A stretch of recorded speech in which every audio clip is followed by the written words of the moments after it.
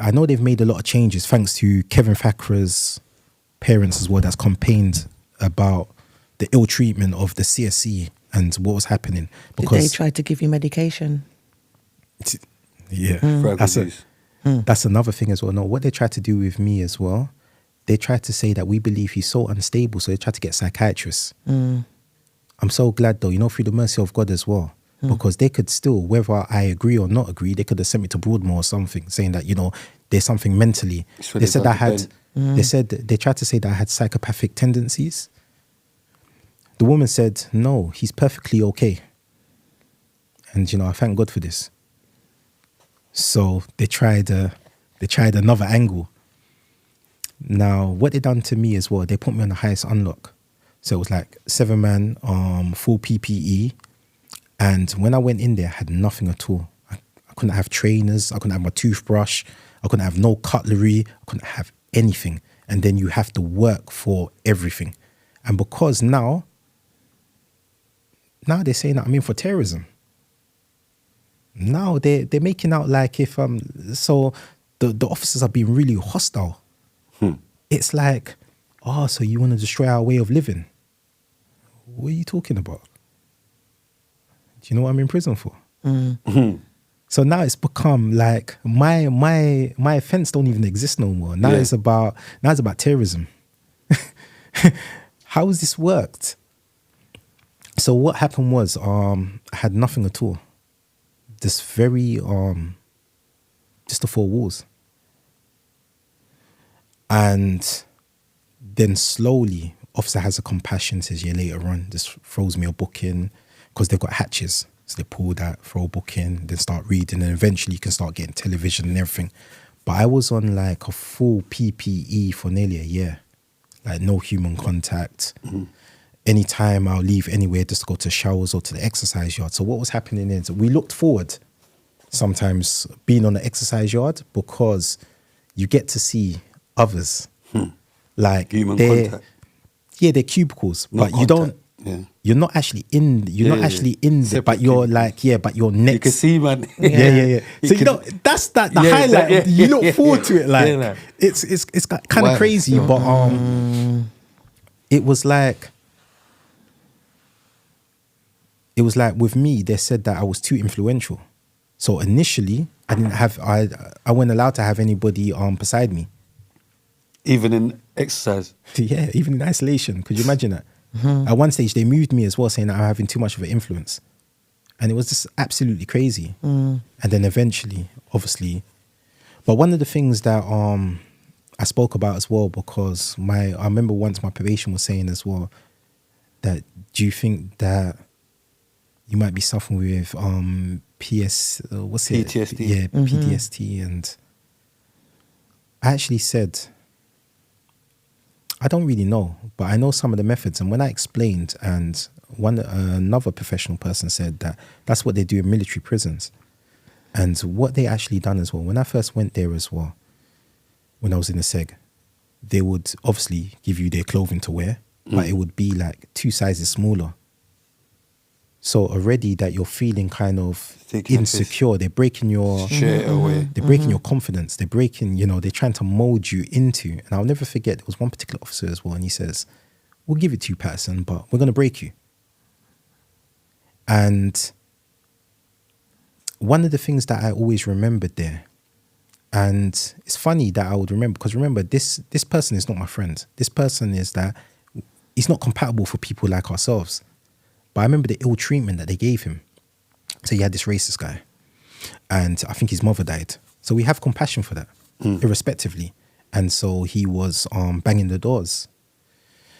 You ask for a phone call, and it's like regimented time. Like they'll do the applications, and they'll see what they can do to actually. And it all depends on what unit you are, what SIG you're in. They like to move you around a lot. And so he was saying like, "Look, my mum's just died. I just need to phone her just to say, I just need to phone like." She's died. No, sorry. He said, "I just need to phone my family and so forth." Sorry, that's my fault. I'm just saying it. He said, "I just need to phone my family. I just need to, I just need to talk to somebody." And I'll never forget this. The officer said, kick the door one more time. He said, go on, kick the door one more time. So he done it. He went bang. And I'll never forget this. He said, lads, let's suit up. I saw the joy in his face. Then they went in. Pussy, oh, you know. They beat him. So people shouting out through the door, come on, man, this, leave him now. Mm. And, you know, like, there was a lack of compassion. Mm. I think he wet himself. He done a lot of things as well there. And then I saw the women officers where they were laughing. They were wiggling their little finger because obviously that he weren't welling down. So, my God. so it was, they were taking a mick. They you know, sometimes they cut your clothes and, you know, things like this. And I'm saying it. God. No, that one's mad, but God. I know. That's kind of mad. so, yeah, so that really impacted. It was weird. It was just like, and it was crazy because once I had to go dentist and they had all the security around. I'll never forget this. And all this officer, it was just horrible. And you know, we have the Alsatians, the dog that follows him. And he took off his visor. I'll never forget this. And he hugged and embraced the dog. Dog's licking his face. Yeah, He's they all playing with the dog. They And, deal with the I'm dog better thinking, than the prisoners. look at the compassion he's shown. And we just want a little tiny bit of compassion and you can't even give us that. Mm. And some of the things were so unnecessary as well because I can understand as human nature as well. If I insult you, then you would be inclined to insult me. I totally understand that. But when I'm not doing anything, like I go to the exercise yard, I come back and then my cell's all ransacked. Everything's on the floor, broken. There's all dirt on my bed. There's everything. And you're just thinking like, was this necessary? They're literally trying to turn you mad. Literally. You let people know what GOAD is and the ghost train that leads from GOAD and how it affects man. Because when people on the ghost train, they send them to prisons where they're outnumbered, where there's 5 black men and 5,000 white men. That's correct. So forth. Oh, well. They do that when they feel they can't handle you. Can you hear him? And this is a period when you went through a lot of things. Can't hear him.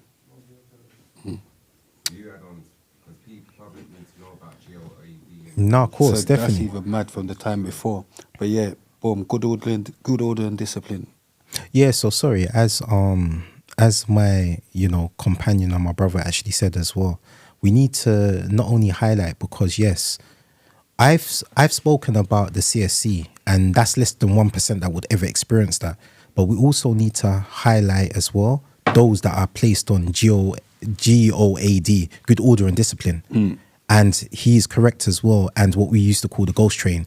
So when they transfer to prisons, could be way up north or way down south, where that they are in the very minority and they're surrounded by a sea of angry faces. And what do you think the likelihood's going to be? So these are the things that they constantly do. And then when a person defends himself, then what's actually happened? It's actually considered that he's still being a disruptive prisoner, but it's not the case. It's because of all the other things that are actually happening in between that. For example, as well, when I've been moved all up and down the country as well, I went to a seg. Do you know what they were singing? They used to do this, these racist guys. Now I find it amusing because I like to give them a history lesson. I like to show them about their history. But they used to sing a song like Little Monkey. So they'll go, little monkey on the treetop. Where's the banana? Where's the banana? So as soon as I would respond and try to educate them historically, the governor would then turn around and say, you're nicked. I'm in seg. I'm nicked. Oh, you're causing a problem. But you didn't just hear the racism. I'm not even being racist. They're saying that I'm inciting. So these are the things that we're basically being subjected to. And this is true. And it's not good on people's mental health as well. We're talking about not only on good order and discipline, because there is no, you have to also understand, especially when you're a long-termer or lifer as well, there is no time limit. So they're keeping some brothers for years. Like, I understand that I was in solitary confinement for 7 years, but I was on CSC. Is that from Woodhill? Yeah, 7 years. You done 7 years in Woodhill? No. From that time? I moved around, but I was CSC. So you moved around and then went back to Woodhill? No, so what actually happens is, let me educate you on the CSC. So the CSC is, the main assessment is in Wood Hill, but they have other units. Okay. So they have a unit in Whitemore, they have a unit in Full Sutton, they have another unit in Wakefield, which is the cages, which is the very worst. Bare bacon. And no, but we're talking about Wakefield, units here. no. Yeah. Yeah, But- mental. And then all the segs from the dispersals, or you can go to like the Belmar seg, and then you can go to the dispersals like, you know, Franklin, Long Larton, and you get moved around. So what was actually happening at the time as well? Obviously, they took a great disliking to me because they thought that I was this radical. So there was one particular officer that really took a great disliking to me. And every time I came out, eventually they came off their visors and everything. They were just wearing like a stab-proof vest and things such as this. He would always be the one that would want to wand me down. And he kept on hitting me. Kept on hitting me with a wand. So I put in I said, you know what? Let me just do the civil thing. By then, I've done my transition, so I was a changed person. I didn't agree with violent altercations. So I put in a complaint. And this is why I personally say as well that we need to explore this as well on regards to the organizations that are supposed to help prisoners as well. I went to the IMB, the Independent Monitoring Board. So, you know, they have a representative that goes there. They never helped me. To a situation happened where he said, let's get him. And I reacted. And that's another case. So now I've got a court case going on with 3 cases back to back. Outside charges. Outside charges. It's going to court. So I had the one where they said that the man's throat got cut and it was me. I have all those officers that got injured. And now I have all these other officers that got injured in Wood Hill.